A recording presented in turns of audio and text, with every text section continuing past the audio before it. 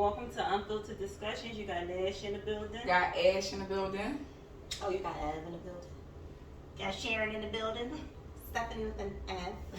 Shanae in the building. And lastly, you have India in the building. Today is a special day. It's Mother's Day. And of course, we had to come today and bring women on the couch that I admire what they do as, a mother. So today we're going to just, get right into it. Ash, you want to go? Oh yeah. I mean, I love that we all able to sit here and honor Mother's Day. Everybody are mothers, but I don't think that people really uphold that title because anybody can say that they're a mother at the end of the day. And my first question would be, when y'all first became, or before y'all came a mom, like, what was the one thing that y'all said that y'all would never do as a mom? Like, based off how you was raised, like, you be like, I'm never going to do that as a parent when I have my kids. What do you want to shoot to? India, you want to go? Sure. That's a really good question. We gonna be real because it's unfiltered. Oh, yes. Yes, most definitely. Yes, unfiltered.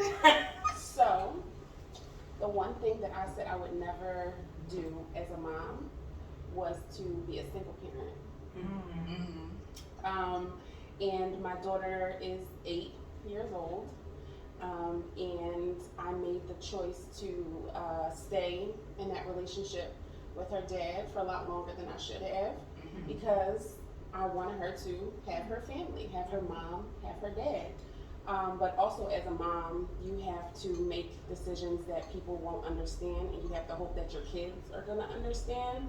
So I jumped out on faith and made the decision to separate myself from that relationship, even though I knew that I never wanted to do that. And I am a better mother for making that decision. And I made that decision and said, how she's gonna feel about it later, I don't know.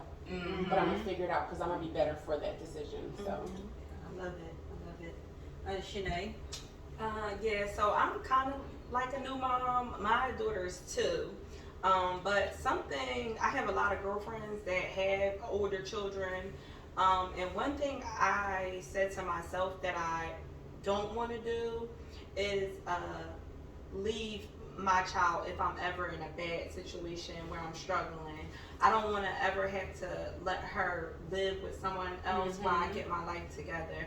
I feel like I want her to always be with me and struggle with me, but always have me. I don't want to put her on anybody else while I get my life together. I want me and her to be together all the time. I don't want to let her live with someone else while I figure it out. I just always want to be with my child. If we're in the streets or we in the mansion, I want her to be with me all the time. So that's what I say I would want to always do with my kids or my daughter. So I like that. Okay. I guess since it's coming over to me, I'll go. For me was to, never just use physical discipline. You know what I mean? Like, because I feel like having that open line of communication is extremely important to have as a parent. Because honestly, if you sit and you just hit your kid and not speak to them about why you're hitting them, they're not going to understand the lesson and why they shouldn't do what they've done in the first place. So that was one thing that I, still, and I feel like I'm just a talker, right? Oh my God, I'm still talking now. I didn't say it 50 times now, right? So, but I'll take that, any day over just physically just like putting my hands on my kids with no explanation behind it. So, I'm Stephanie with an F. So for me, I felt like I never wanted to be verbally abusive to my children. I don't like parents who curse their children. I feel like that degrades them and make them, I guess, self-conscious and don't have like self-esteem or know how to speak up for themselves because you take their voice away when you do things like that to a child. So for me, I like to, if I have to discipline my children, I will sit them down and I'll explain to them like, this is what you did, and this is what you should not do, and this is what I'm going to do. And if moving forward you continue to be like that, I'm going to tear you up. So Exactly. That's a perfect way to put that. Sharon? Well, for me, I never thought that I wanted to be friends with my children. I came from a background where there was boundaries that we weren't friends. It was just mother, children, that was it. But I found that after I raised my sons, I had to have those boundaries because I'm not your friend, I'm not your homie. We're not going to have that kind of conversation. So I always told my sons that you can come and talk to me about anything, but I'm not your friend. But I always want you to feel like, I don't want you to feel sheltered. I don't want you to feel like, oh, I can't say anything. So I just felt like friendship is important. Even though at first I was like, no, we can't be friends. I'm mom and I'm son and your son, and that's it. There is no in between. But as they were growing up and maturing, I found that I needed to have that because I don't always want my children to feel like they can't come and talk to me about anything. So I always wanted to have that open line of communication because I just don't want to be in the dark about anything. Absolutely. So, yeah. I like that one. Oh, go ahead. Ashley. Okay, the one thing that I said, well, there's two. I said I never wanted to be judgmental because growing up, feeling like you're constantly being judged based off of certain things that you do or decisions that you make, and just allowing someone to be them and allow my child to make the mistakes that my child needs to make rather than somebody telling you, screaming and hollering, and just really be emotionally available and open. That open line of communication I said I would like to have, and be emotionally available for my child, because that growing up made me look at it the whole different way. Absolutely. So that's mine. Ev. So, you basically touched on everything, but being honest, my mom's a yeller, she's a cursor, she's all of it. So I turned out to be my mom, but I turned out to know that was the wrong way, because now it was defiant. I'm like, you talking to me like that, what I gotta listen to you for? You understand what I'm saying? So I had to back it up and do it all over again. And yeah, as she got older, that's when I knew, because when she was little, what they gonna do? So as my yelling and my cursing, because again, this is where I come from. I don't think there's nothing wrong with it. I turned out alright. But no, it's not that. They are different. They want to be heard. So I had to learn how to listen to a kid, because we always say, you're just a kid. Yeah, they matter. So I had to learn the hard way that she mattered. You get what I'm saying? Not saying that she didn't matter, but I had to learn she mattered in a whole different aspect. And I never wanted her to see me not going to work. I never wanted her to see me not getting up doing something, because I don't want you to do that. If she see me yelling and screaming at her and she think that's going to be a pattern, what she think not working with her? It's going to become a pattern, right? So even when I lost a quick job, she wouldn't never know. I'm getting up, we going to school, I got a whole uniform on. All I'm doing is coming back home and laying in the bed. But she doesn't know that, because I'm up. Why was you there? Even though it was false, I didn't give her that false hope. Even though at 15 years old, Mom, I need to fill out an application. That's what I want. That's all I wanted, was not to put her in a mindset of, oh, well, I don't got to work. Well, I remember you didn't work for nothing. Even though it was false, it was still a perception that I needed her to know. You got to get up and do something.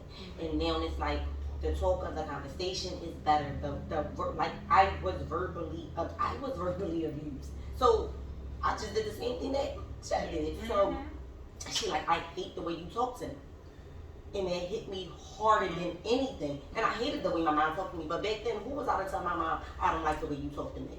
Where was my teeth going to be? I wasn't going to have nothing in my mouth. So, that opened my eye. Like, I turned out to be my mom, but had to turn it around so much differently, because she spoke. Like, I don't like the way you talk to me.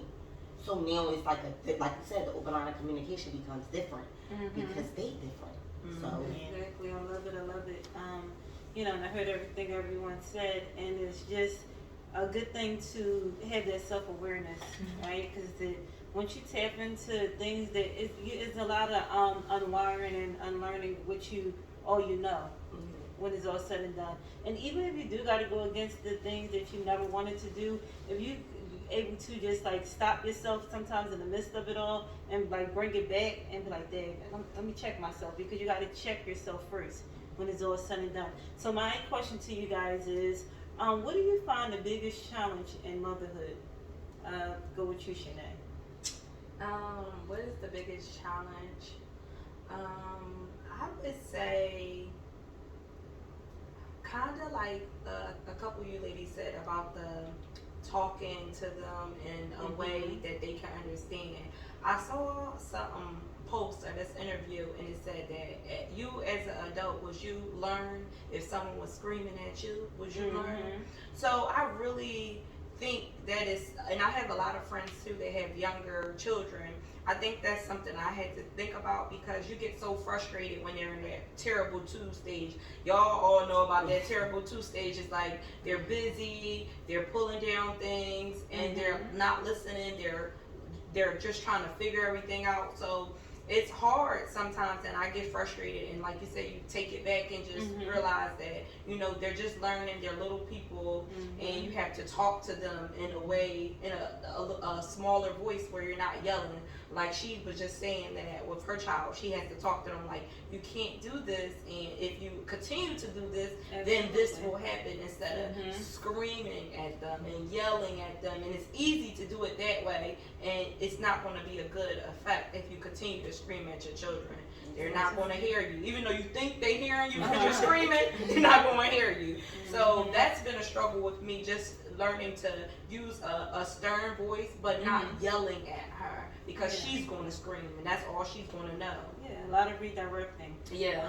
And I would say it's relinquishing control. When you find out you're having a baby, you create this picture in your head about how they're going to be. You hope they're going to look a certain way. You're going to hope they're going to behave a certain way. Oh, I'm going to breastfeed. I'm going to bottle feed. I'm going to go back to work. I'm going to get my snack back. I'm a parent this way, and they're going to sleep all night. Then they come, and so for me, and I do have a bit of control issues. I like things to, it's my safety net. I need to know that things are going to be a certain way. And as a parent, you have to adjust that control and realize that once this little person takes their first breath, you don't have as much control as you think you do. You can yell, you can pop, you can redirect, you can do all of those things, but the control you have to let go of comes from they're their own person. And that's what we want. We want them to be grown-ups and individuals who can make their own choices and be able to adapt like we had to adapt, that parenthood isn't going to be how we thought it was going to be. So definitely letting go of some of that control, especially if you have more than one kid. My daughter was very, very easy, very self-sufficient, very independent. My son is the complete opposite. He is rot 10. And that's just it. I didn't think it was going to be that way, but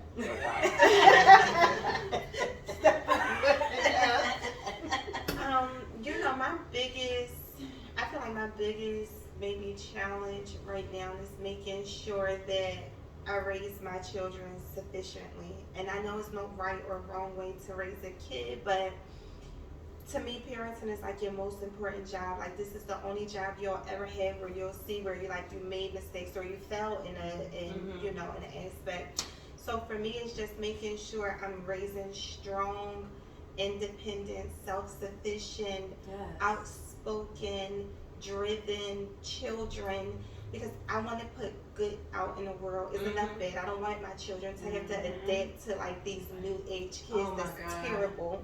I want my children to be like the good children that's in the world.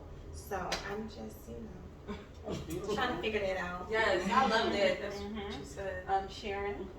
My biggest challenge, I would say, is self-awareness, keeping my children knowing who they are.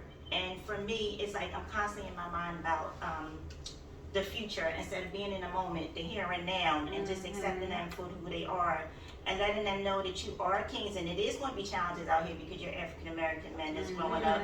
So I always want them to know the importance of education, the importance of staying aware of who you are. And I always feel like, oh my gosh, I'm going to slip.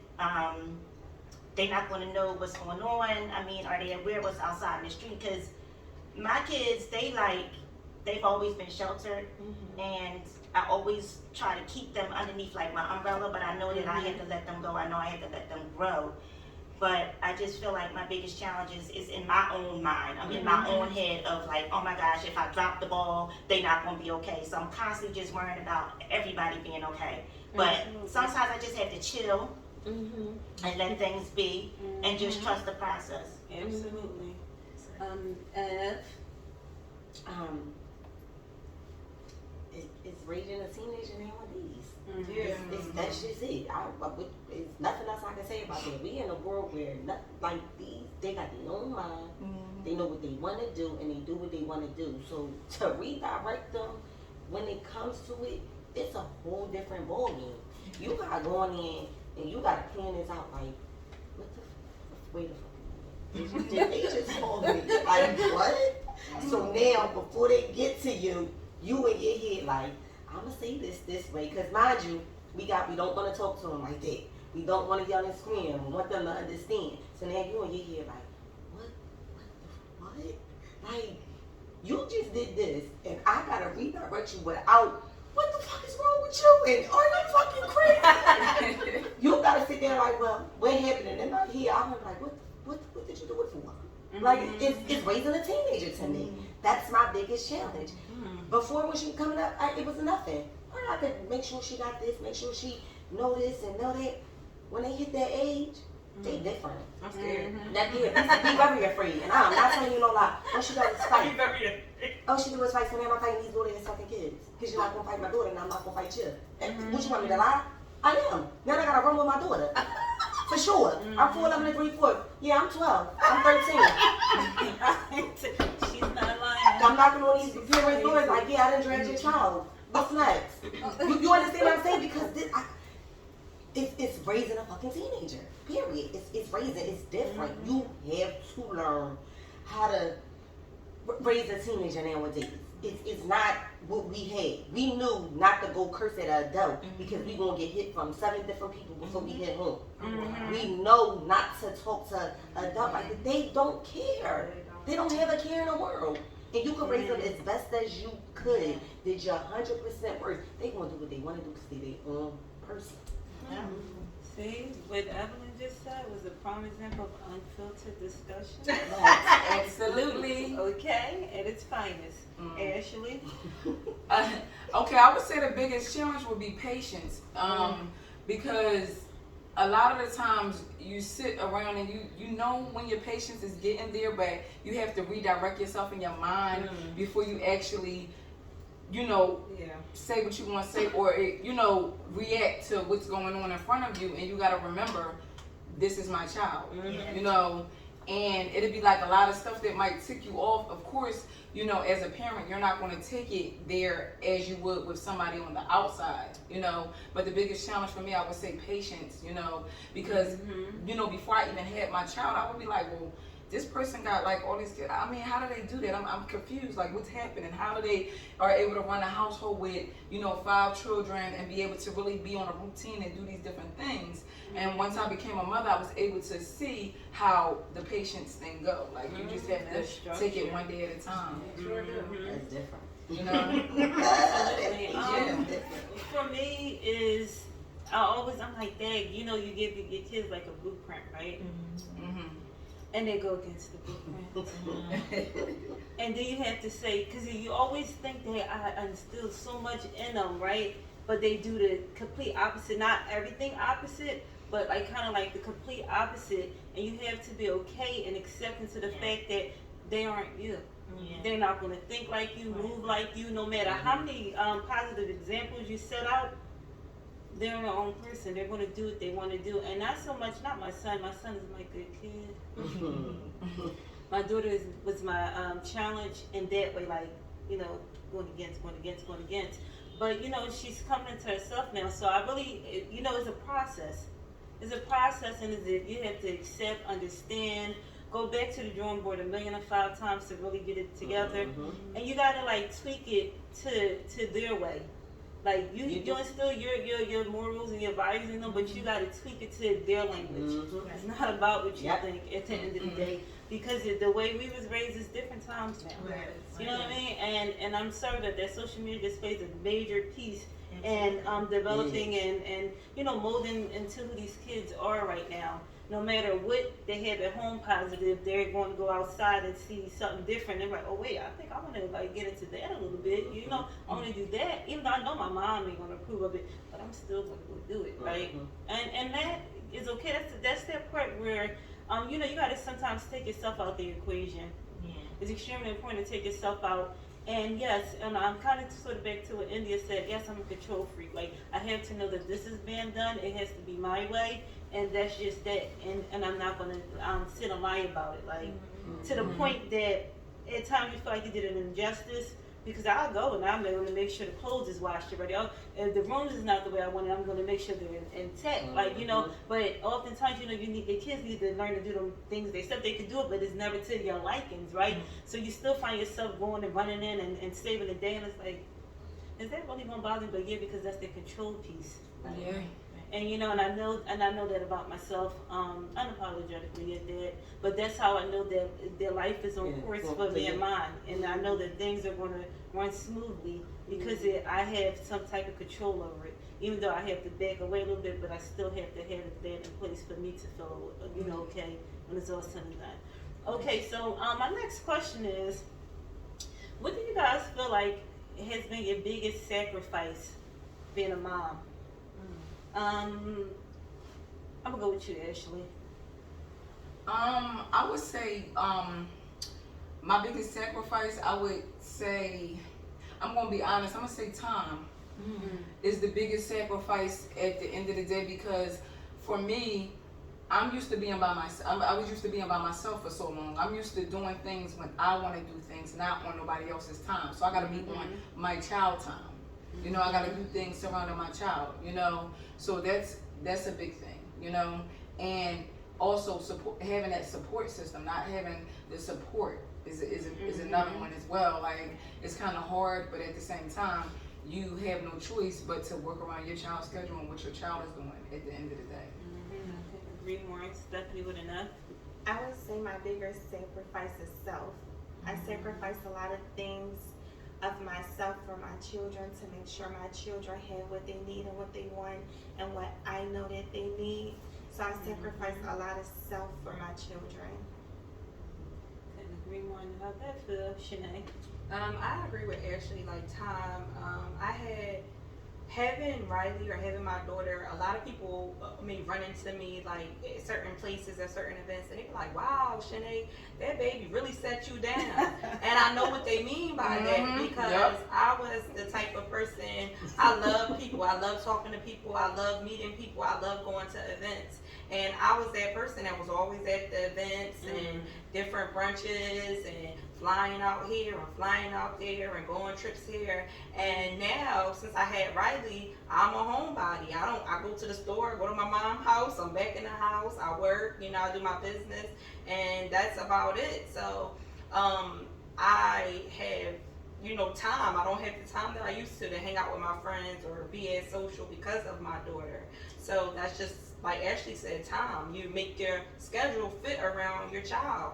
That's what you do now. Absolutely. And along the same lines as you, Susie, like mindfulness.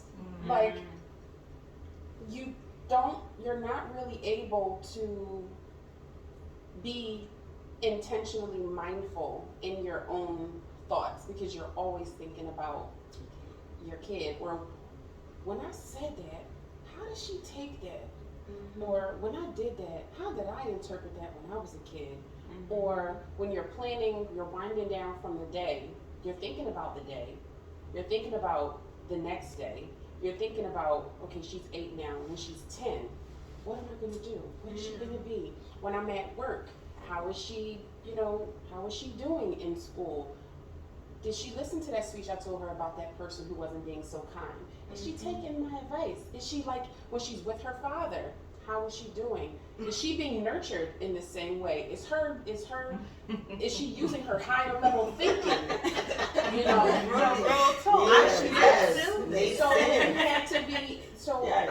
the biggest sacrifice is being mindful, because I discovered that I do have, I struggle a little bit with anxiety, and with anxiety, it is your lack of being mindful because you're always just running to the next thing.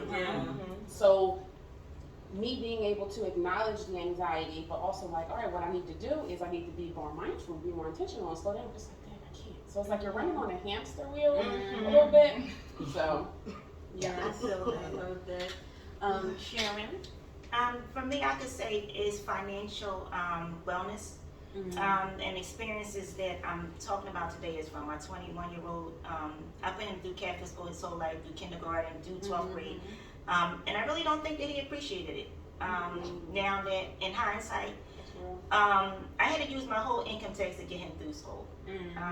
And it was times where I had to spend all my income tax, so the only things that we had to survive on was my paychecks.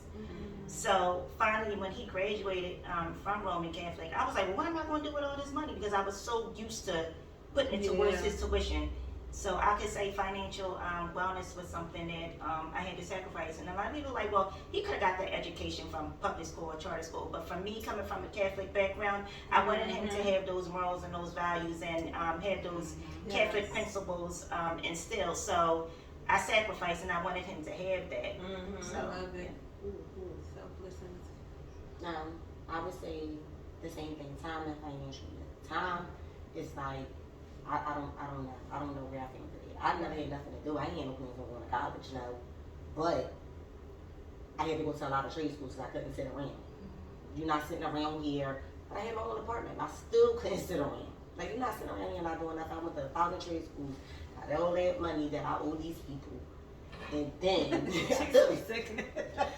owe Yeah, you owe these people because you trying to do something, but you don't want to make that same mistake with these kids. But dumb made the same mistake with the kid. Oh, I'm gonna send her to this school, and I'm gonna make sure she go to this school. I'm happy she showed me in the 9th grade. We gonna take her right now and send her right to the public school. Not doing it. She doesn't care. She doesn't. She's not ready for it. Send her to a school where she wanna. She's going to get the same thing, and I get it. I sent her to Catholic school because I didn't want her to hit the public school because of who she is. She gonna turn around and get smart, and we back at this square one again. So if you send her to a different atmosphere, you think you would get something different. No, I didn't. Give me my money back. Thank you, I appreciate it. We had that one in 9th grade, which is this year. I took her out about it. She didn't appreciate it. I'm working hard. I go to work every day. I get up, I go to work, I stay at work, I drive a school bus, I'm on that school bus all day long to make sure she could go to this school. And I'm still getting phone calls that she ain't turning in something. Wait a minute. I'm paying for you to go here and you're still not turning it in. Let's see if I take you out of here and send you to a public school where you do the same thing. Yeah, which I thought I was going to say, no, I'm getting the same thing. It's what she's doing, and it's like, I'm being honest. I was not like her in school. I don't want y'all calling my mom. I think I'm gonna get a beating, and I want to go outside. She like call her, but she's like, what? So now it's like, I sacrifice putting this on hold to put her through school. We paying this money, and I'm like, no, I'm not. No, I'm not. You can go hit the upper third and do what you want. And let me say something. And the outcome is, I won't go back to Catholic school. Why? Yeah, it's a different It's feeling. fast paced. Yeah, and it's like, all right, well, at least I'm getting a little bit more than what I was getting when you was in Catholic school. She's starting to see the difference. Like, she like, Mom, like, can we do it in 10th grade? Can you go ahead and fill out the application? No. The application filled out, but no. You understand, because she's asking me, so she's seeing a difference, and that's what I wanted. So my thing is like the financial and the time is like too much. I guess it's my turn, huh? So for me, my biggest sacrifice being a parent was putting my goals on hold. Okay, many of y'all already know my son is hearing impaired, right? So when I had him, that opened me up to a whole new different world, right? So I had to accept a job that was going to allow me to get my child off the bus every day. I don't care about it. It wasn't a big pay. I had to be there for mine when it was all said and done. And I had to figure it out. I literally, before I even accepted the job, I had to stop working to make sure I figured out every aspect of what was going on with my kid. making sure he had all his services, making sure every appointment was met, making sure that I didn't leave my child in someone else's care for someone to do my kid wrong. And that was just what it was. And for me, if anybody know me, I'm always goal oriented. Like I always got something else coming, and so that was really like kind of like a sacrifice for me to be like, all right, stop, put the brakes on. It's not about you. At the end of the day, and that's where the selfless piece comes in. That's why I'm really big on being selfless as an individual, not just as and as a mom, but as a person, as a friend, as a sister, as a cousin, as all of those things is important to me. But yes, their biggest sacrifice was, take like many of y'all may know, like I was a crossing guard for 9 years. Yes, I put myself to 2 degrees behind it, but I was able to make sure my kid was good when it was all said and done.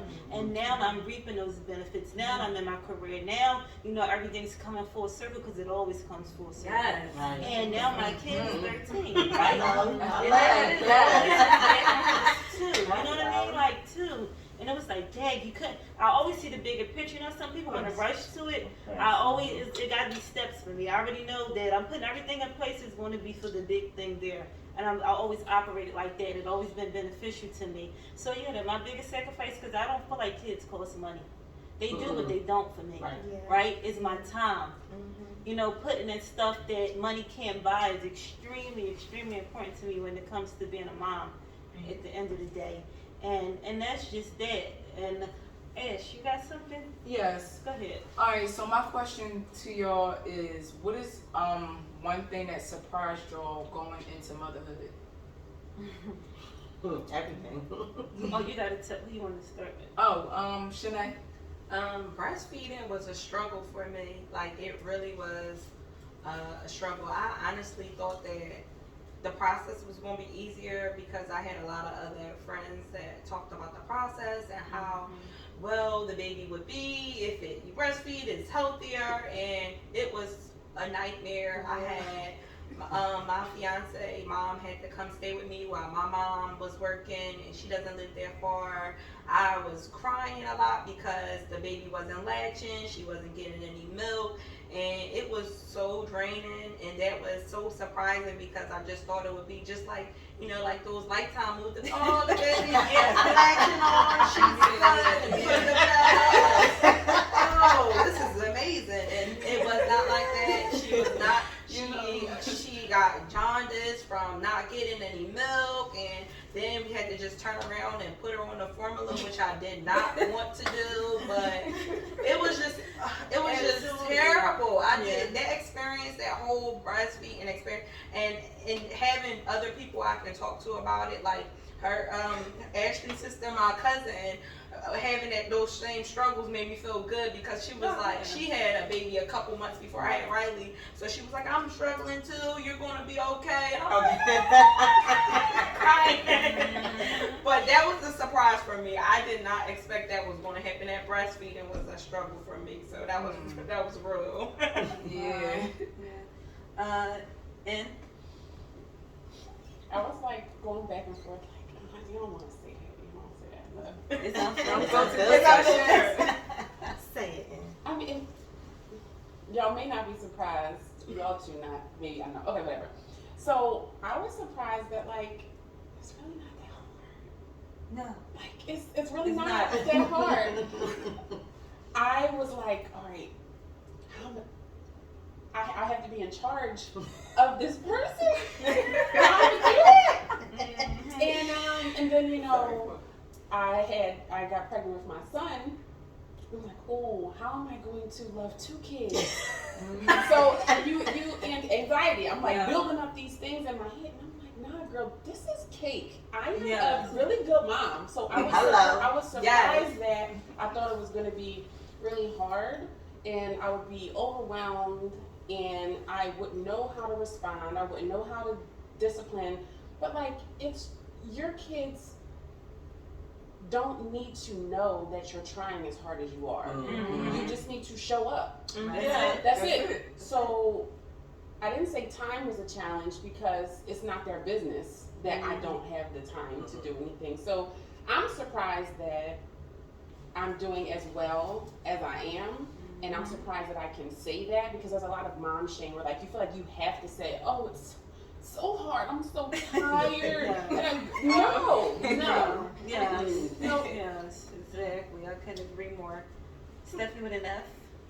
I think my biggest surprise was like when I had my son, it was a walk in the park, and then when I had my daughter was born with the articulation disorder with an expressive language disorder, and I was like,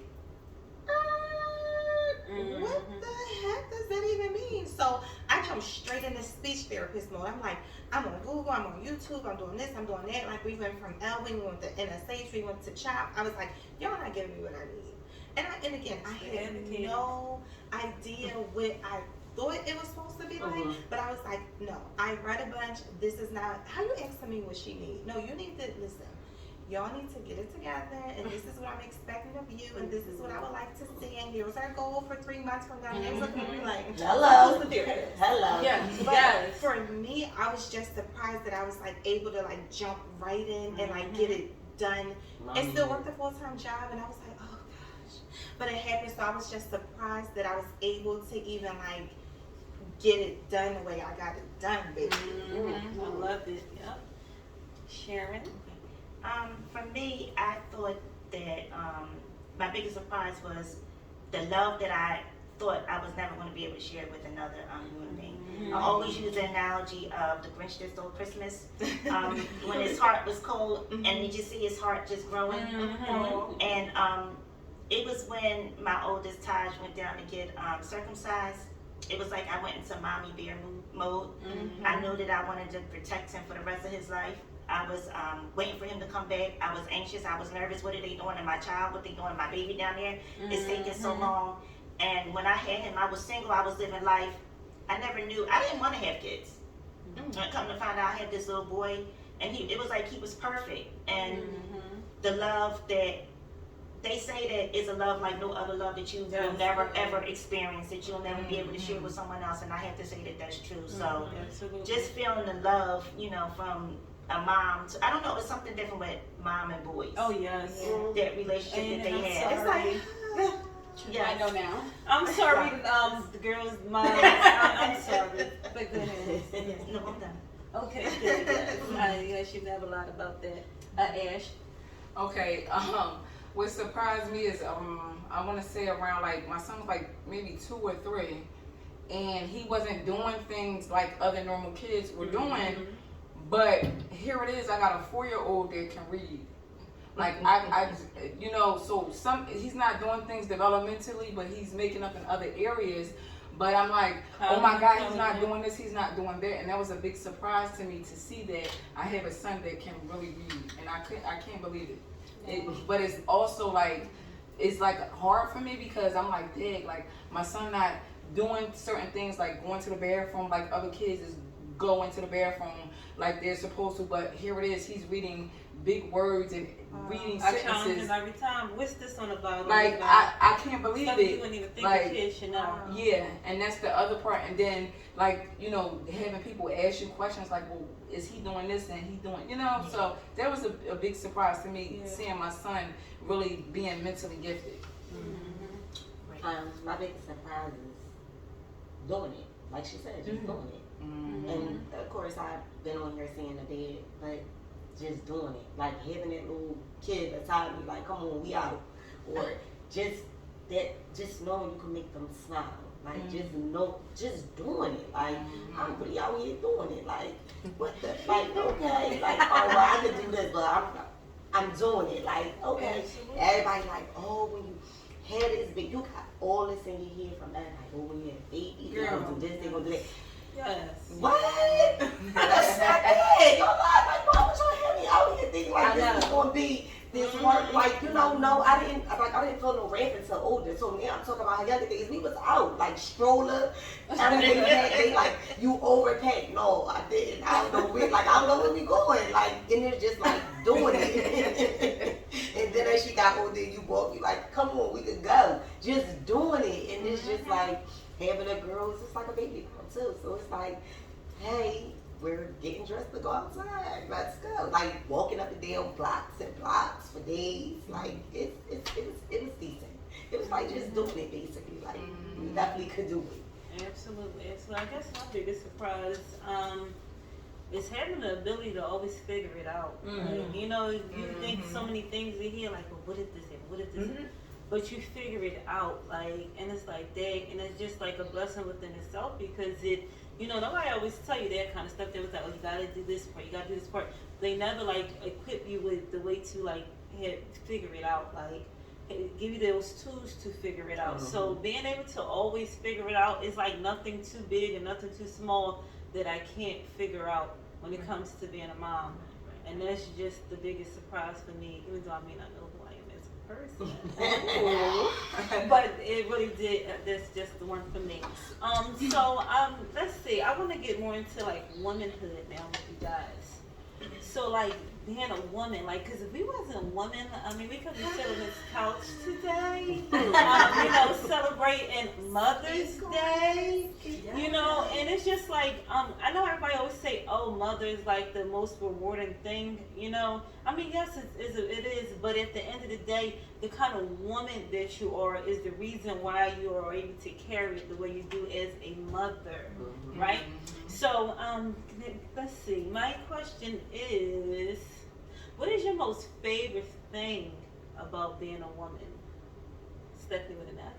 Dang. I can't wait to hear this. But let me tell you my most favorite thing about being a woman.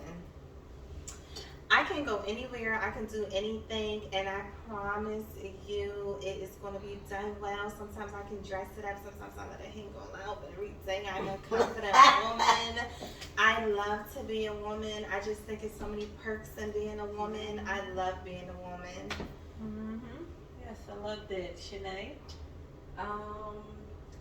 Like she said, I love being a woman, especially being a beautiful black woman out here. I feel like women, we always get it done. We're always go-getters. We're always like willing to, you know, like get the job done. And like she said, we can dress it up. We can be cute with it. We can be fierce with it. We can give you attitude. We can give it all to you. Ain't lying about that, eh? My favorite part about being a woman is giving you exactly what you did not think you were going to get. So when you meet a woman, when you meet a black woman or a single mother or a single woman, there's these stigmas and these expectations that you have. And I take so much pride in being like, you ain't going to get that. You are going to get eloquent, educated, classy, sometimes trashy. You're going to get the dress up and dress down. Yes. You're going to get the little bit of bougie. You're going to get the little bit of not so much. So I like the versatility of it. And so that's two different things. So yes, I like being able to stop people because people put too many expectations on women. Yes. You hear woman and then automatically it is, okay, nurturer, controlling, and, you know, just, I can't even speak to whatever a lot of stereotypes, because again, I don't believe in them, so I don't really know what they are, but I take pride in saying, you're not going to get that from me. And then being able to be versatile, like if we wanted to, we could be. If we wanted to be a mom, we could be. If we don't have to be. Go ahead, Sharon? I can say our resilience is nothing like Black Girl Power. Yes. For many years, our voices were silent. We wasn't allowed to say, we wasn't allowed to speak, but now it's a new era where we have the freedom to say what we want, how we want to say it, and you don't like it, then just don't listen. So, just the versatility of being a woman. We can be soft, we can be hard, we can be independent, we can be whatever we want to be. You know, so we have options now, and I think that's paramount because, like I said, we finally have a voice that we can advocate for ourselves. Yes, absolutely. Ash? For me, is I love the fact that I'm able to love myself unconditionally and nobody can tell me otherwise, and just really be me and just be myself no matter what, and don't allow nobody to, tell me who I am as a woman and what I look like as a woman or how I should be as a woman. Just being an individual, not being, allowing people to place stereotypes on me as a woman, like showing people this is who I am. I am my own person, although I am a woman at the end of the day. So that's I guess I would sum it up to power. We have a lot of power. Yes. We have the power to do whatever we want. We can shut them down. We can make them sick. And we can keep moving. Start right over. That's in anything we do. You get what I'm saying? We have the power. We can't keep giving our secrets away. Well, the power. Their power. They don't know what their power is going to be. They will walk up to you like, oh, I could talk to her, and I could do this, and I could do that. And I'm looking at them like, this little nigga can't do nothing. You get what I'm saying? I'm serious. Like, we have the power to do a lot. Like, you won't even think we do half of what we do. Y'all don't even know all our job titles is what it is because we just that. They might be like, oh, she is seeing that. Or she is that. Because you stereotyping me. No, I do something that you probably don't think I do. I probably work in a refinery. You get what I'm saying? I can do it. Like, it's the power that they don't know. Again, we say we got power. They don't know how much power we got. We got so much power over a lot of stuff that we don't take advantage of. So being a woman, I love having that power. Like, they don't, like you said, they don't know what they gonna get. But when they get it, they ain't prepared for it. They intimidated by it. They so much. Because when that power come out, they be like, I ain't even expect that. You know what I mean? They got brace themselves. They got like, hold on. Do I want to take this ride? Do I want to come on? Do I want to? Yeah, like I want to take the ride train. Like, or you? Well, right? It's the power. I love it. Honestly, for me, my favorite part is being free. To be and do whatever I please at the end of the day. And I always say, we can do things that men can't do. It's like you can't reverse that for men. Like they can't jump in our shoes, right? But we can jump in theirs. We're a truck driver. You understand? We wear pants. Okay, now. I could go out there and drill the holes in the ground. I can really do whatever I want, right? Right? And then come up out there uniform, put my heels and stuff on. Okay, so at the end of the day, the ability to be free and choose to be whoever I want to be, whether you accept it or not, I'm gonna still show up as me, though, right? And unapologetically too. I don't do what everybody think I should do. I'm going to do what I want to do, right? And that's just that, like, cause women, oh my God, like. And I know we're not even really touching and diving into it. Right. And listen, it's crazy. From running the house to making sure the kid's good, putting your spouse stuff on your back. Oh my God, the outside stuff in the work field, the family stuff. I mean, I don't even think y'all understand. I swear we carry it all. Yeah, we do. You know what I mean? And a lot of us do it without complaints because we just fit in and mold ourselves into what we're supposed to be. Everybody expects so much from a woman. And that's why I just feel like women's supposed to have the biggest support at the end of the day. And we, even though we don't always get it, we don't. I feel like a lot of women get put into and get treated in ways that we shouldn't when it's all said and done. And that's just, to me, yes, it's sad. But what do? We dust ourselves up, we keep it pushing. You know what I mean? We might soak in a little bit, but it doesn't last long. We can't, because something else showed up. And I got to show up over here real quick. So I can't think about what just happened over here, because then I'm over here. Right?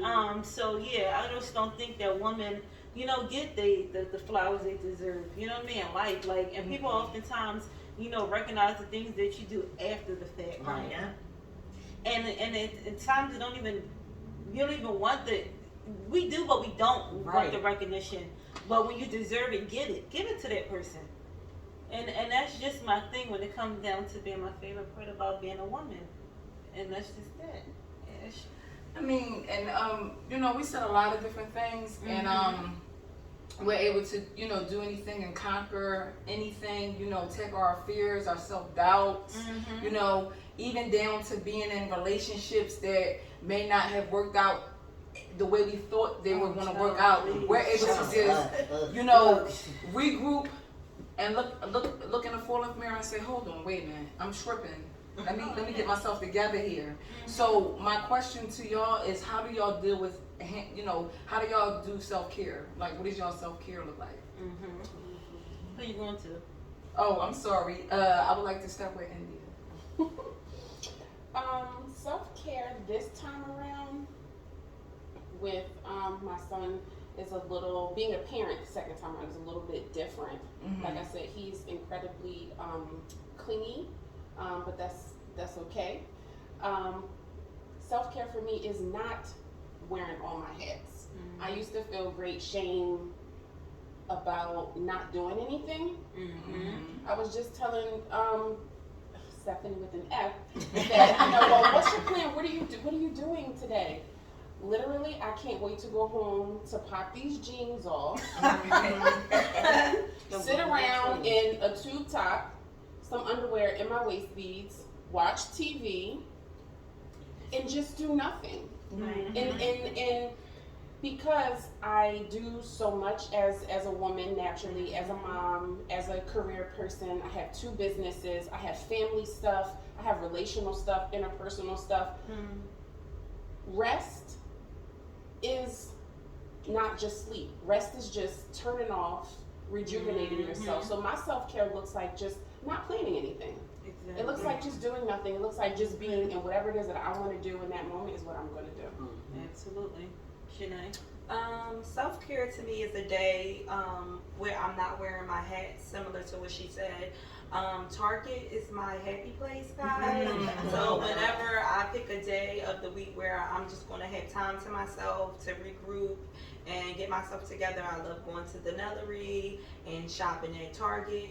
Just some time by myself where I can reflect on a lot of things that I'm doing, me as a mother, a spouse, a daughter, just some time where I can focus on me. And I take that time in Target and the nail salon most of the time. But that's my happy place. That makes me feel good. So. Stephanie with an F? So self-care for me is like candle shopping. I will spend hours candle shopping. It don't matter. I will take a long time going candle shopping. I like to soak. I do a lot of self-affirmations and stuff like that. So, yes. Sharon? For me, self-care is paramount because we often find ourselves as women running around taking care of everybody else, that we often forget about ourselves. But as a faith-filled woman, I'm very devoted to the Lord, and I spend time in church. And who knows me better than Him? He knows me in my fears and my faults and my strengths. So just going in the Lord's house and being around His presence and just letting go of what's on the other side of those doors, let there be right there. But for the moment, I'm in the Lord's presence, and I'm just one with Him, and He knows me. So if you don't see me for a couple hours, it's because I'm in church. You know where I'm at. So, where I'm at. Faith is my self-care. Yes. I'm glad I took my seat next to you. Honestly, I'm new to the self-care. I never knew what the Welcome. Thank you. I never knew what the self-care was. Embrace it. I was so damaged from everything. So Yeah. self-care to me was crying and just gotta do what I gotta do. But self-care now, I don't care which or if I'm not here. Everything is off. Self-care is like getting to know me. I never knew me because you jump from this to that. So I'm just learning. It's so decent. I read affirmations. I never read them. Reading them affirmations in the morning before you get to your job or just waking up. The stickies on my wall. I got different goals that I want to accomplish for this month, this week. It's so different for me. So my self-care is just learning me more, and I'm definitely new to it, and it feels extremely good.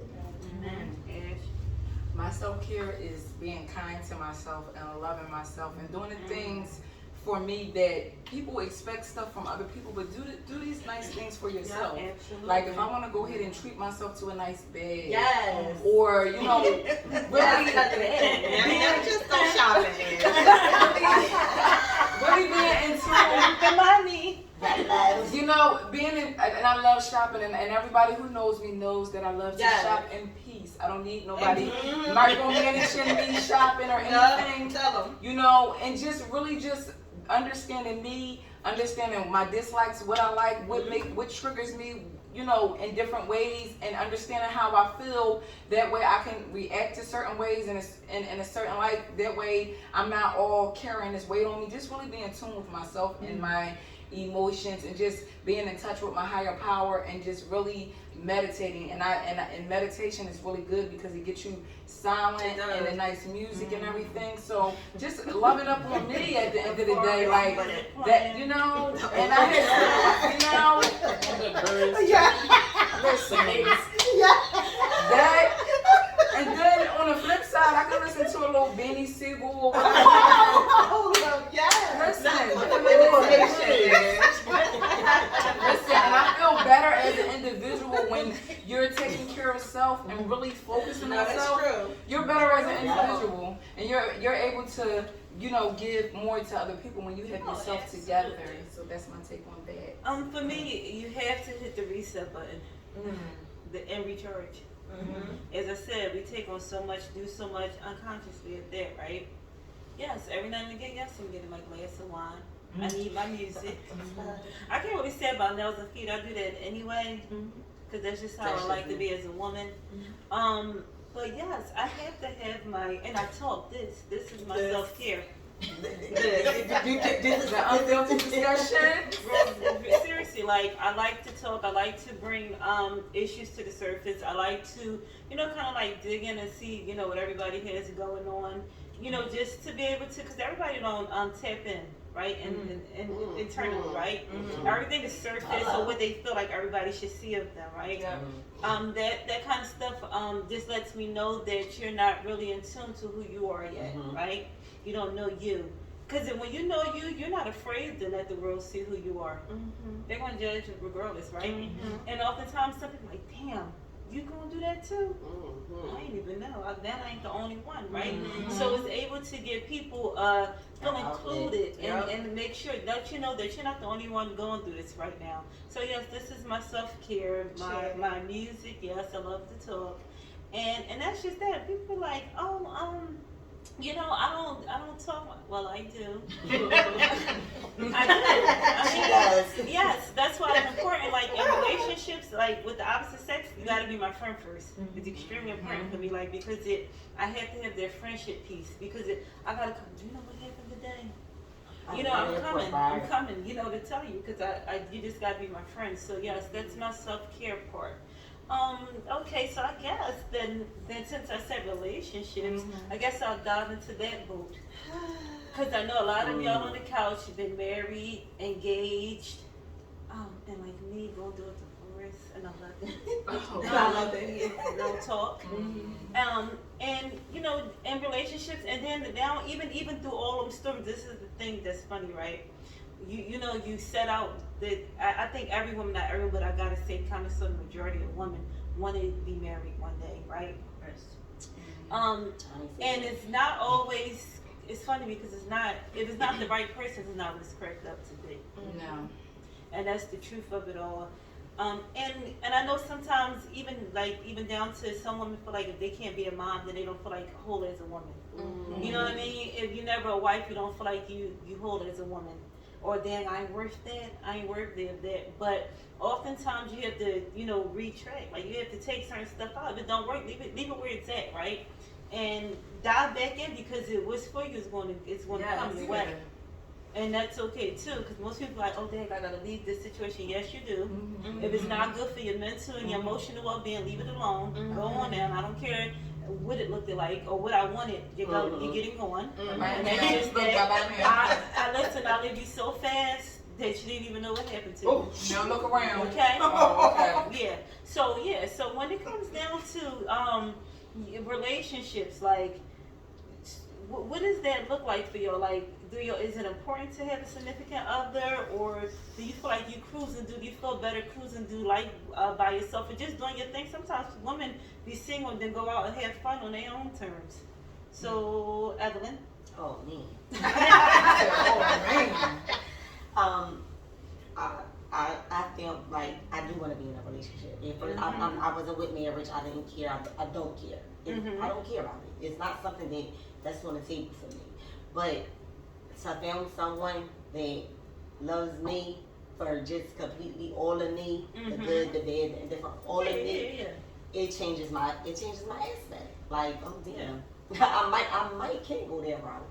Versus what I had, like, I'm tired of arguing, I'm tired of fighting. So, like you said, when you find someone that loves you and puts you in a place, in a space where you need to be, you see a whole different light, and I definitely see light at the end of the tunnel. So, yeah, I definitely not being in a relationship, a good one. You're not gonna be perfect, but being in that relationship, that definitely opens you up to a lot of different things that you were so shut out on. It's a beautiful thing. So, I couldn't agree more. Shanae? I think being in a relationship is good, but I think that you first have to know you. You have to know self before you can have a good foundation of a relationship. You have to know your worth, so you won't settle in your relationship. I'm currently engaged, and just break it down a little bit. My spouse is a lot of years older than me, so I just feel like knowing how my maturity is, I feel like, again, you have to know yourself. You have to know what you're worth. You gotta put your credentials on the table and see what their credentials is, what they can bring to the table. I feel like a lot of women that I know, just to have anybody, just to say you have somebody that can make you just want to be in a relationship, and I feel like it's not it for me. I feel like I love my spouse, but if it gets to The butt part, that's what but if it gets to the point where I'm not myself anymore, and now I'm sacrificing too much, I'm okay with being by myself. I'm not scared to be by myself, and I think a lot of people, they're scared. They're scared. Right. And I was raised in a single home where I saw my mom do it all by herself. Right. So I ain't scared of that because she living good. But I mean, I do feel like it depends on you as a person, and if you find the right person, the person is extremely important, not the title of that person. Yes. Personally, it is important. We weren't created to be by ourselves. We were created to be in community or in relationship, whether it's romantic or platonic. But I feel like what is missing, and something that I'm learning, is it's about balance. Because when India is single, everybody loves that India. I'm shining. I'm popped up, pop it up, pop it out. But when get in a relationship, there's this misconception that you've got to kind of like be chill and be modest, and that balance is something that I think all women have to figure out how to live in that. Just a few weeks ago, I had the house to myself. I lit candles, I lit a cigar, I had a glass of wine, I set up my ring light, I dressed up, or in other words, dressed down, and I played music and I just danced around the house. And that's something that I feel like when you're in a relationship or not, you have to hold those pieces true to who you are, because your man or your woman is going to make you feel sexy, and they're going to make you feel desirable, and they're going to love all of the mom body that you come with. But you have to be comfortable doing that for yourself, and that's something that younger India wouldn't have done, but 32-year-old India, like, I sit back and to this day watch these videos and I'm like, bite my own lip, like, girl, you did that. Like, that was good. So yes, being in partnership and having a partner, having a spouse, in terms of like growing, so you can have a mirror, is very important, but you have to be your own mirror first. Absolutely. Can't agree more. Stephanie with enough. So for me, I come from a family of marriage, and marriage is important to me. So I know what a good marriage should or should not look like. It has to be the right balance of a partnership for me. Like my guy and I, like, that's my best friend first, that's my man second, and then everything else is to follow. I need that openness, I need that honesty, I need that raw, I need a bunch of intimacy. So I want to I'm not good as a floater. Like, 'cause Yeah, when I me am a either. floater, I'm just by myself. I'm not like floating around. So I like to be more of in a settled, committed relationship with the potential of marriage, because I am a woman who marriage is, like a necessity for me because I'm not cruising through life with nobody. I'm not in no life partnerships or anything like that. I am worthy of marriage, and that is the the goal here. So yes, I am more of a marriage kind of gal. I agree. Sharon? So to piggyback off of what India said, as humans, we all crave that sense of companionship. So relationships, I think, depends on the person. A lot of people come from hurt. A lot of people come from the sense of being with someone. But self-disclosure, unfiltered, Yes. like, it's not that hard. Like, damn, I'm getting tired of wiping your ass. How about you wipe And there's nothing wrong. I don't think there's anything wrong with that. I mean, the basic level of respect.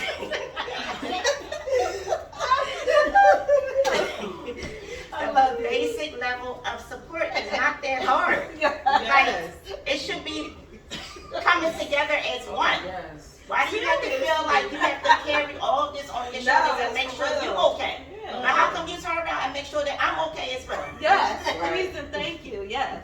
Ash? Child. I love it. Listen. I mean, I was engaged at one point, but that had to go, because a lot of times people stick around for things that they have no business sticking around for, just to say that they, just for a title. And I'm not the one to fake it. Like, if I'm not happy, I'm not gonna put myself in a position to go ahead and be like, all right, I'm gonna go ahead and get married. Like, during the engagement, I'm not happy, so why go into the marriage? And like, what's going to change that didn't change already? And a lot of the times, sometimes I feel like engagement rings for some people are given under sympathy. Like, she was around for this long. Here you go. I might as well get a bitch a ring. Like that type of thing. So it's like, what's going to change from then to now? And then it's like, the damage is already done. You know what I'm saying? So now it doesn't hold as much weight as it would have held when it was a genuine relationship, where it's communication, comprehension, and all these different things, being emotionally available, somebody understanding you emotionally, not dismissing your feelings and things of that nature. These things are important to me, and you learn these things when you go through things. So you learn what you're willing to tolerate and what you're not going to tolerate based off of your experience in different relationships, So right now, I'm flourishing by myself, and I enjoy being by myself for right now. Now, if somebody come, then cool. What's going to be for me is going to be for me. But hey, that's my take on that. Absolutely. I couldn't agree more. For me, I already just kind of like told y'all, if it ain't for me, I'm out. I'm not going to lie. And that was something I had to learn, though. I know everything's not going to be perfect. And so sticking and staying is something that I'm learning to do. I don't really know how to do that, because if it doesn't suit me, I'm not sticking in it, right? And I try to like break down the layers of things before I say, you know what, let me cash it, you got to go, right? I try to really, really, really break it down, because like, I'm a simple woman. I'm complex, but I'm a simple woman, right? I'm not looking for you to carry my financial burden. Yes, you have to come with your own money, but I'm not looking for that. I hold my own. Right? I'm not looking for stepdaddy. I'm not. That department is cool. It's good. It's solid. But you're going to be an add-on to my children in a positive way, right? Yes. So a lot of things, and I'm not hurting for a man. I mean, like, you can walk outside and get a man of those, right? Yeah. But of what quality? No, I don't think so, right? No. So again. So my thing is, like I said, like I stated before, yes, was married, doing them divorce papers, quick, and then, I'm deep below who I belong. Shout out to my guy. And that's the thing, you gotta be okay with leaving them in where they at. I'm sorry. If you're not supporting me, uplifting me, empowering me, adding on to what I got going on, I ain't done with you. And I mean that wholeheartedly. You can't. You have enough going on. Why are you adding drama to my life? Because I'm not happy because you're broken. You don't have any goals. You're not, you're not driven as a person. I'm just not doing it. And I'm the type of individual that's going to speak life into you. If I see the potential, I'm going to try to bring it about you. But if you causing me my sanity, my emotional well-being, it's not happening for me. I'm not trading that in for nobody. Love don't even attempt that. Well, love what? That doesn't have nothing to do with love. So you have to be really careful when dealing with men, because I'm speaking about men too with women. You have to be really careful who you decide to do life with. I know we all want to believe that, because every time we get into something new, we like, oh, this is the one, right? This is it. Oh, you start seeing these qualities that you know ain't even there. Let me look up a little bit. Is that it was a little bit, I said a little bit. But some of the stuff not really there. Those red flags, you got to pay attention to them. They show up. They do.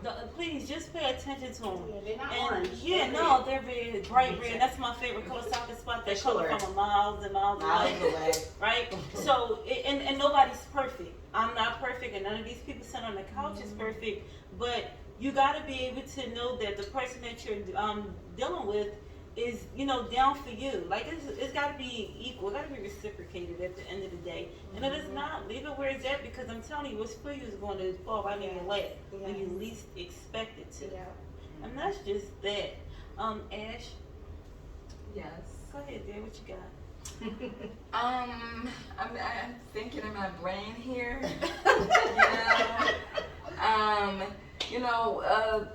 The red flags is important.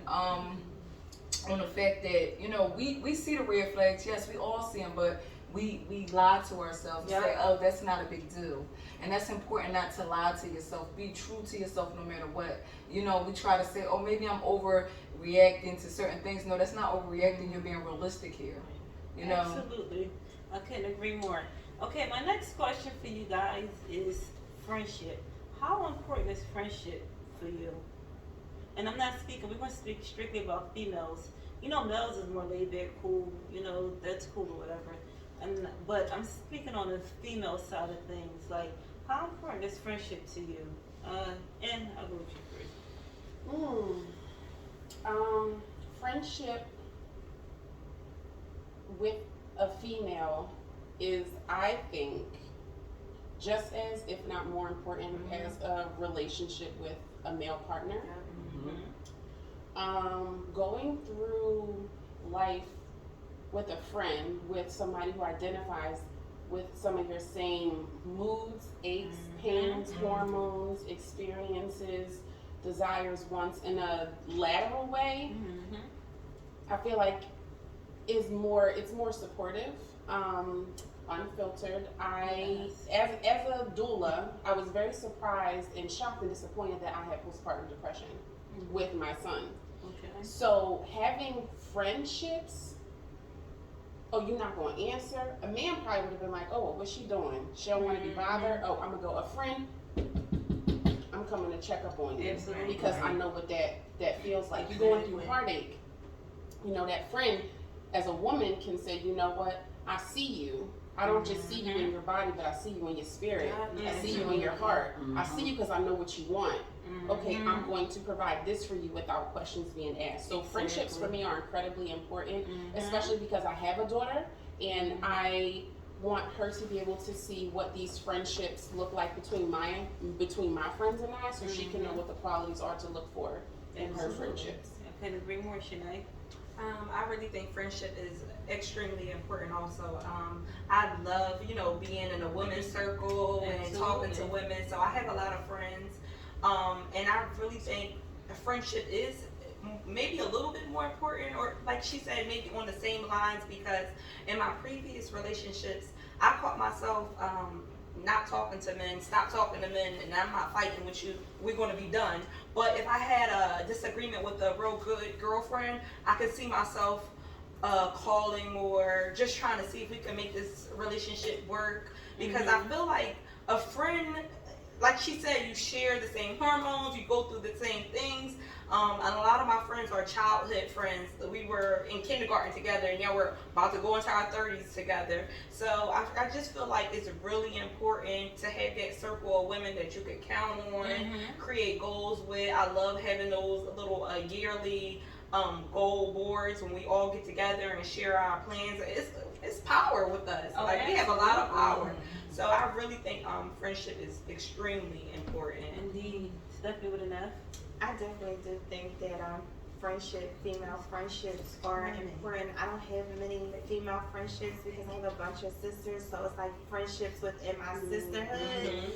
And I have, I guess, the best of both worlds, if you will, because not only are they my friends, but they're also my siblings who has my best interest and who knows me best. Like, you on some BS, girl. Opposed to like my friends, it'll be like, oh yeah, maybe this time you did overreact, and it's like, no, call me out for what I am. And and let's keep it moving. But yes, I do think that female friendships are important, but you gotta be rocking and rolling with me. You do. Like overall, like I'm not talking about like be my speak of me the same way you speak of me in my face when I'm not around. Yes. Don't do no gossip, no backbiting, and that's why I don't have a whole bunch of girlfriends because I'm not into that. I'll snuff you. But nevertheless, yes, I am. I'm very serious because I don't play it. I love loyalty. I'm not with it. But yeah. Sharon. For me, when you find a friend, you find a treasure. So it's nothing like having a girlfriend that sprinkles a little black girl magic on you. And I've had a friend that was since I was 15, and just watching each other grow and learn. Someone that wants to see you win, someone that's not going to backstab you, and someone that is going to grow right alongside with you. Someone that's going to say, "Grow by," you know, so you need to go sit down somewhere, and you need a friend that's going to be transparent. You need somebody that's going to be transparent, and someone that's going to love you for who you are, and someone that's willing to be with you through your ups and downs and your triumphs, and just having somebody like right by your side, and know that the same feelings that we feel, because we're women. We can share that womanhood. So I think friendships are really extremely important. Absolutely, Ash. Okay. Friendship for me, I feel like when you find good friends, the friendship should be unfiltered, right? Because at the end of the day, I'm the type of person, like, I don't care if you're mad at me. Like, you're my friend, and you're like, listen, you gonna be mad at me. I know, like, your friend. Like, if you be upfront with me. Like, I'm the type of person, like, if I did something, tell me straight up.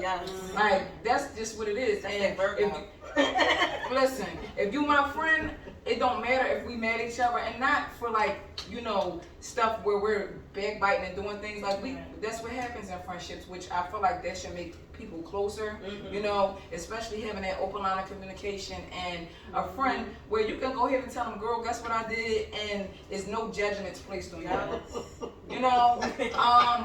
And you listen, no judgments placed, and I like to be free on how I'm talking, with my friends, so that I don't have to feel like I gotta filter out this or filter out that, because I like to speak freely and feel like I have their support. Their support is important for me, when it comes to friendship. And like Sue said, loyalty is important to me, and that honesty piece is really important. So I'm gonna just stop on that. Go ahead, Evelyn.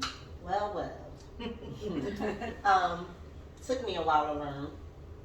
No lie. Associates, friends, always thought they was the same. Totally different. You would think this person is that. Took me a while to learn. But when you found your friend, years later, no matter what, it's different. You know what I mean? You gotta learn them as well as they gotta learn you. But backbiting and all that, did it, been there. You know what I mean? Lost friends, gained friends, did it all. But when you come back and you got them same friends, I'll never take a value of a friendship again for granted. You understand what I'm saying? No matter what. And I have sisters, and they are my best friends. They slow, but they my best friends. They the ones, like Sue said, they the ones that know you the best. Like, you drawn, like, go fix yourself. Like, why would you take that step instead of doing this? They the ones that put you in your place, and you can't do nothing but take it.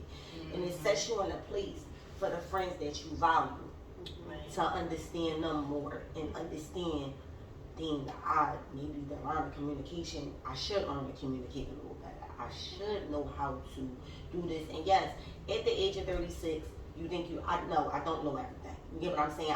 I'm learning because I went down a road of difference. You know what I mean? This is what I thought friendship was supposed to be like. So you turn around, no, you learn. And now I ain't saying I just learned at 36, but as my years went on, I learned. I know friendship not supposed to feel like this. Friendship not supposed to be like this. And this is how I feel it's supposed to be. If I can't tell you how I feel and you don't, and you don't take it the wrong way, we're not friends. What are you taking it the wrong way for? Because if you tell me the same thing, I'm going to accept it. You're not going to tell me nothing that's going to hurt me, harm me, or put me, put me in a space. So that's what I had to learn and gain between associates and friendship, and value my friendships way more than what I did prior to. Can I add 2 cents real quick? We have friendships first, whether it's with our siblings or with our parents, and then relationships come later. So I said, friendships may be just as important as romantic relationships, but I feel like they're more important because they're your first example. So, I agree. So yes, your partner should be your friend. My relationships moving forward are going to be based off of the standards that I set for my friends. So I want to take that back. Friendships are not just as important as your romantic relationships, but they are more important. And it's the groundwork for what you deserve. They're your practice dummies for how to have altercations, confrontations, how to be intimate, how to be vulnerable, how to do all those things. I love. I couldn't agree more. For me, friendships are priceless, right? When the men leave, the friends are still there.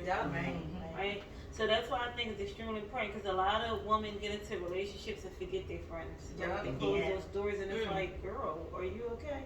Like, because he is acting crazy and all this stuff, you just like, who line are you on? Right. Okay? So don't forget that. A lot of women forget that, how important it is to still maintain your friendships even when you're in a relationship. You have to, because you're your own individual even in your relationship. So always make sure you separate the two. As far as friends go, I'm an open book, right? A lot of times what you see is what you get, and I don't like to filter what I have going on. So if I have to question you in any sort of way, I don't want you around me. And that's just that, because why do I have to think about what I'm going to say? Because it either A, you're pretending to care about what I got going on, B, the whole world about to know what I got going on, and C, the worst thing you can do is act like you genuinely care about me, and then that's the farthest thing from the truth, right? That's like, I don't even know, I can't even put into words how that feel, right? But when you have solid friendships, those are things that will last a lifetime. And then showing up. I'm a person that shows up. That's all I know how to do is show up, right? Yeah. So I need you to show up for me too. I don't want to ask you to show up though. I just want to see what you do, right? And I usually I'll make the first move and things like that. Wherever I'm needed, I'll go, right? And I don't have to personally know you. And I'm speaking outside of just friendships, but if I see a need and someone's in need of something and I can make their day a little bit better, I'll do that. Because we all go through things in life, and we always think if just somebody would have came through and saved me just a little bit today, my day would have went a total different way. And if you're going to do this whole friend thing, do it genuinely. You know what I mean? Do unto what you want done to you. Show up how you want somebody to show up for you. And that's just it for me. I really don't have much on it, because we all know how priceless it is. We all know how serious it is. That stuff can really kind of sort of it makes you look at a lot of things different. I thought that you was my good friend. Why you do that to me? But one thing you do have to be aware of is that when a person show you who they are, believe them. Believe them, because when your feelings and things are invalidated, because you gotta have your feelings validated even in your friendships. If someone's constantly dismissing you or can't take accountability and say, you know what, Dave, I'm sorry I made you feel that way. That ain't just for your spouse to say. Your friends are supposed to tell you that too if they did something wrong. And that's being a grown woman. That's being, you know, a genuine person. That's being selfless. Like, so yeah, that part to the friendship is really, really, really, really important to me. My next question to you guys is, what would you tell the younger you? Like we all, well, I know you're the baby, Shanae. Sorry. You know, most of us pushing 40, fresh in our 30s. Oh, over 40s. And Almost pushing 50, so. exactly. Hello. Speak on it. So you know, what would you give advice to the younger you? Who do I think need this one? Stephanie with a Of course. I would tell the younger me that life isn't in a rush. I am, but I will also have more awareness of like it's a reaping season and it's a sowing season. Love on yourself just a little more. And the same love you output on other people, you should input on yourself. And to take care of yourself, because sometimes we go through life and we don't take care of ourselves well. Yeah. We take care of our parents, our children, our spouses, our friends. We go to work and give them, 80 plus hours, but we never, we don't do nothing for ourselves. So I would say to my younger self, take a lot more care of myself, to love myself a little more, to be more patient with myself, to be understanding with myself. Yeah, I like that one, Shanae. Younger me, what would I tell myself? Maybe that every day is a new day. I feel like a lot of times with me personally, I reflect on the things that I should have done and not just look at the things that I have already accomplished.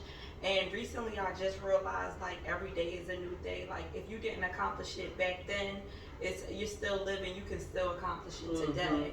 So a lot of times, and I get in the habit of now, resetting myself, I should have been did that, or I should have did that then. Every day is a new day, so you have the time and the power to accomplish your goals now instead of keep referring back to the things that you should have did in the past. Absolutely. And I would tell my younger self that nobody is more important than me. People's needs, their sadness, their happiness, their goals, their issues, their finances. I have a good heart, I have a big heart, so let me help.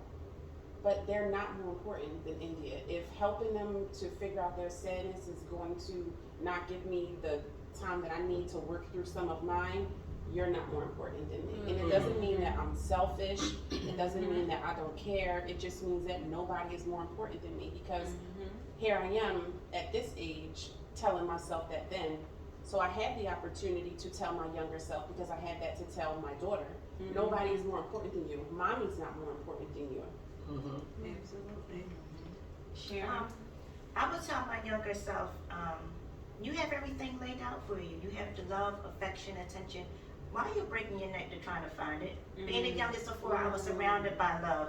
My sisters always took care of me. My brother, I think he took me under his wing the most. That's why I had the closest relationship with my brother. But to know that you have love and you have so much support, why are you fighting it against it? It's right there, laid right there in front of you. So I would tell my younger self to absorb it all. Don't take it for granted and hold on tight to it. And you're enough.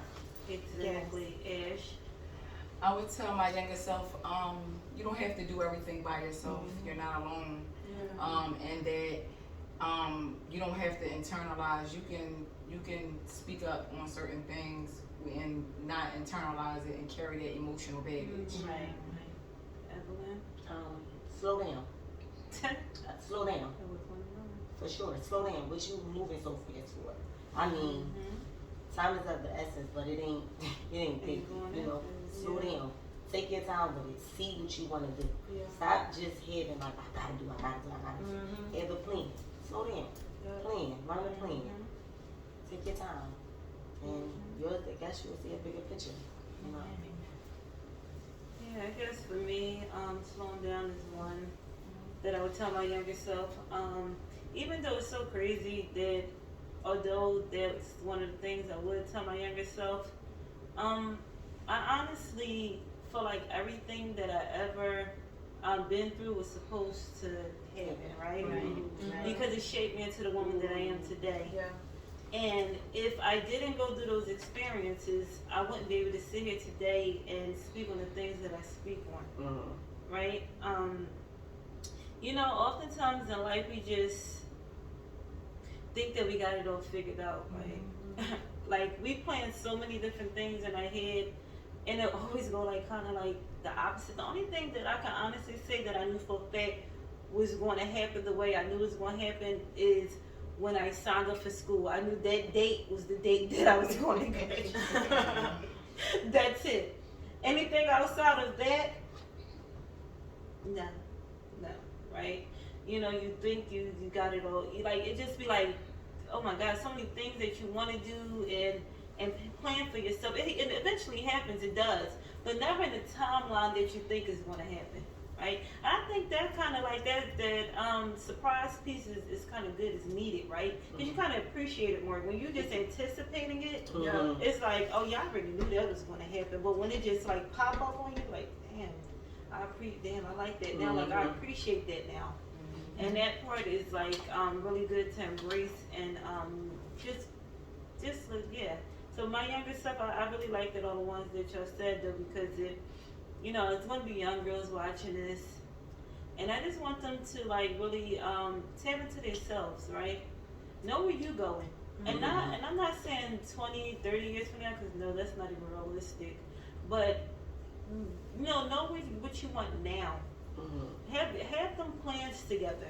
Whether everybody is not going to go to college, it's not for everybody. At the end of the day, you can be your own CEO.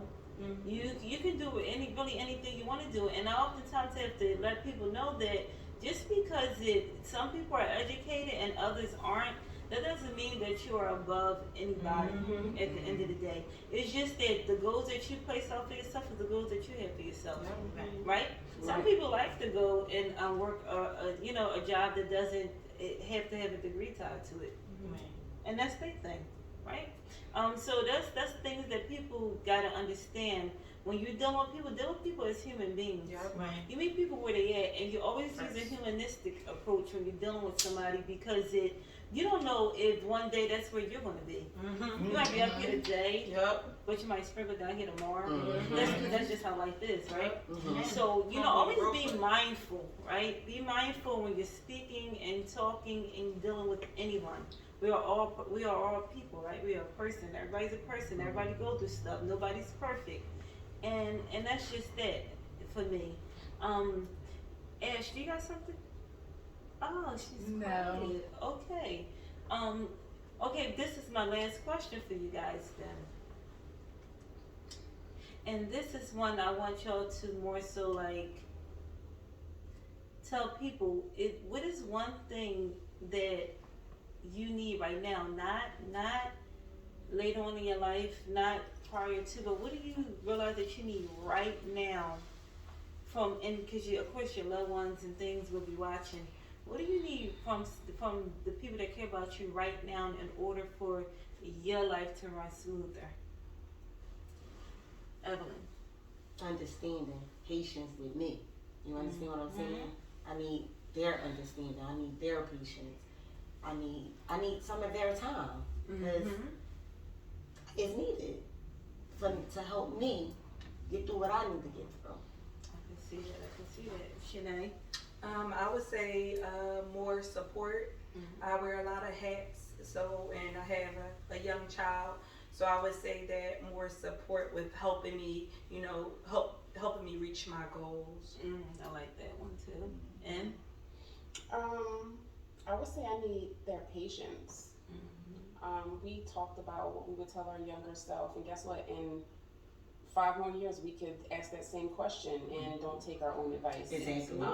I need patience because I'm still figuring it out. I'm still working on me, and I'm worth your time. I'm worth your patience, and if you can give me the gift of your patience, you'll ultimately be rewarded with the best version of myself. Yes. Who don't Hello. want that? Well said. Stephanie with an F.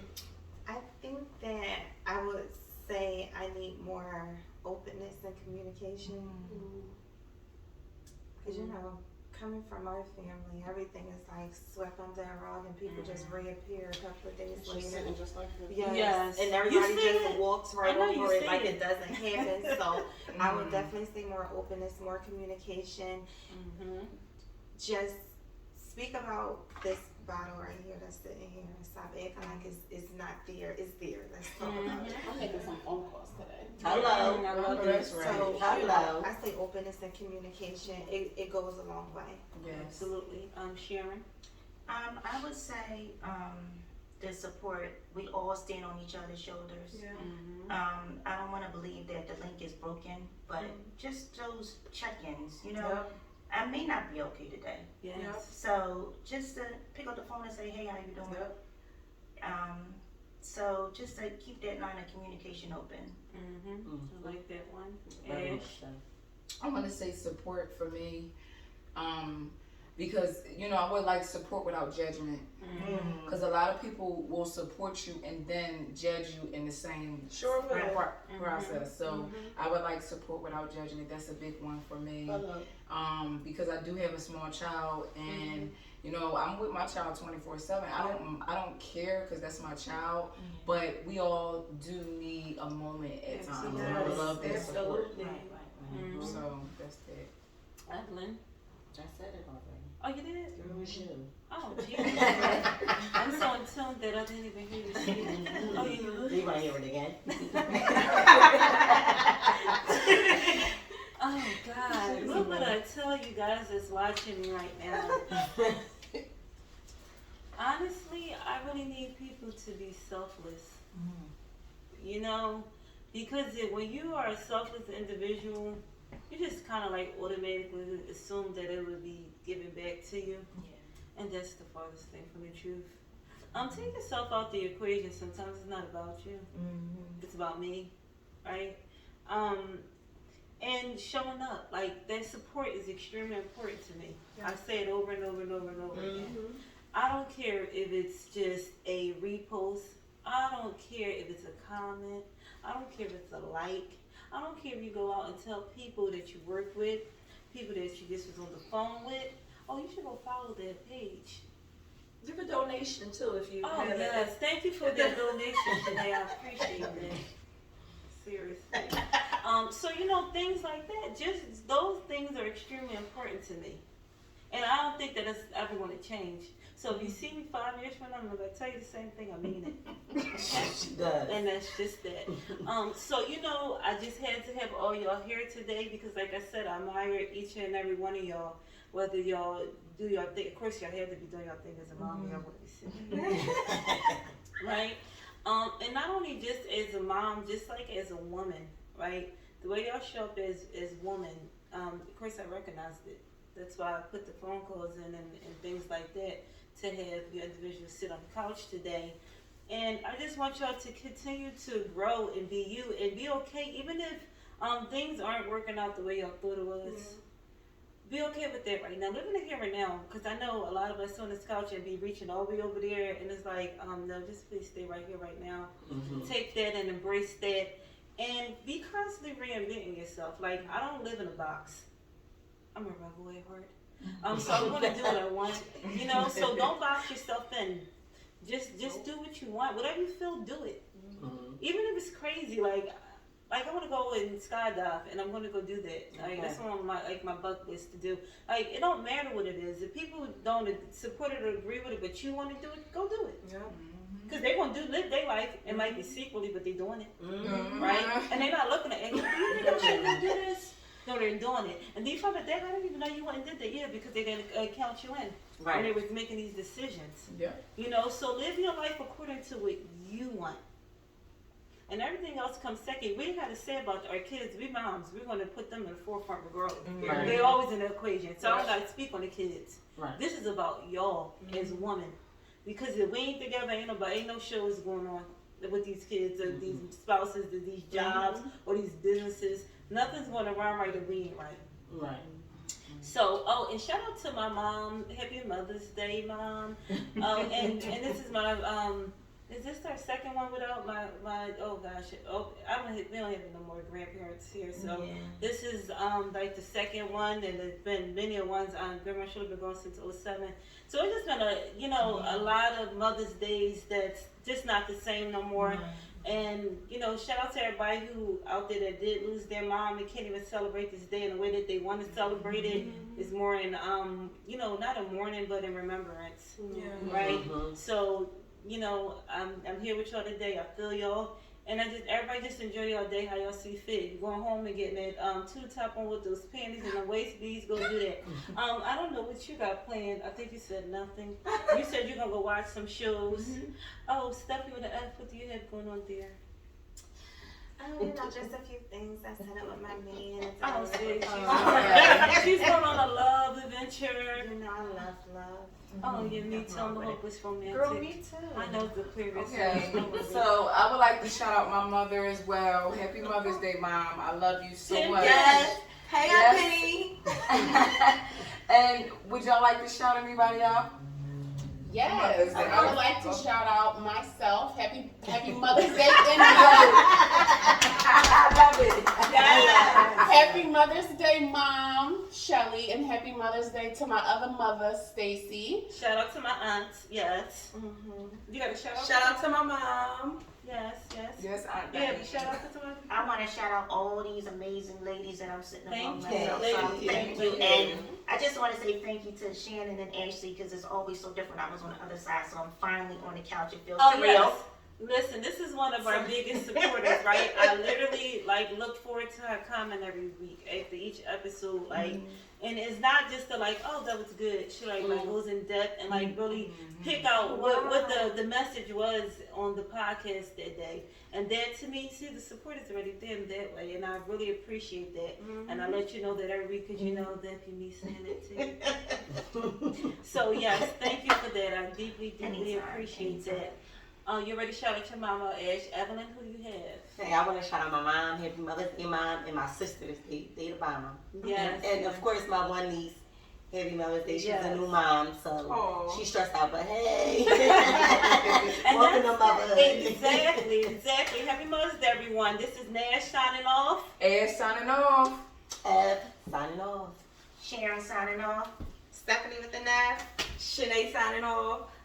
India, signing off. Bye-bye.